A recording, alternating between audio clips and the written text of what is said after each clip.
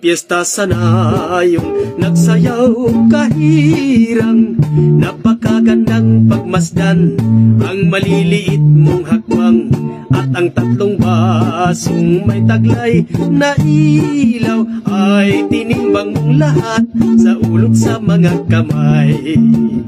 Ngunit di mo alam na minamasdan kita at nabihag mo ako sa iyong bandang kung kay sigla.